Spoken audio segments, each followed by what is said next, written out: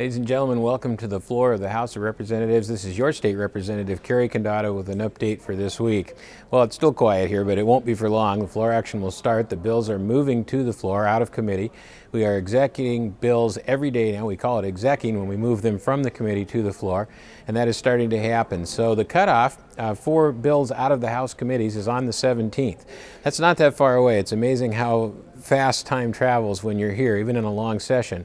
When the cutoff is reached, that's the last of the bills out of the House side. They come up to the floor for floor action and then move across to the Senate.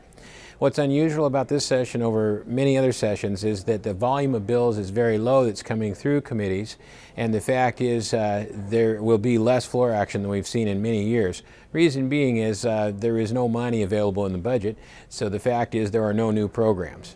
For some of the more conservative folks, that feels pretty good. We might be able to hold the size of state government for once at at least an even place for a while until we get back on our feet. But the fact is there are really not too many new projects. It's a matter of budgeting the current projects. So this is an unusual session. This is my 9th time here, 9th session, short and long. And this one is very unusual. Another unusual aspect that is a good thing is that we are finding much cooperation between both sides. With the Republicans having larger numbers in the House and Senate, there is more of a need to communicate, and we're finding in more instances than not, we are communicating. Just a few moments ago, I was sitting in the office with the leaders from all four corners of this place. The Republican leader of the Senate, the Republican leader of the House, the Democrat leader of the House, and the Democrat leader of the Senate all sat down together with the corresponding representatives and worked on unemployment insurance. I have not seen that happen in the time I've been here, and there is great cooperation, and I believe we may come to some conclusion on that issue in a bipartisan manner. The budget discussions on supplemental budget are happening somewhat the same way. There was a great deal of cooperation in the Senate, and now the House and Senate are discussing how they're going to come to the conclusion on that first budget adjustment.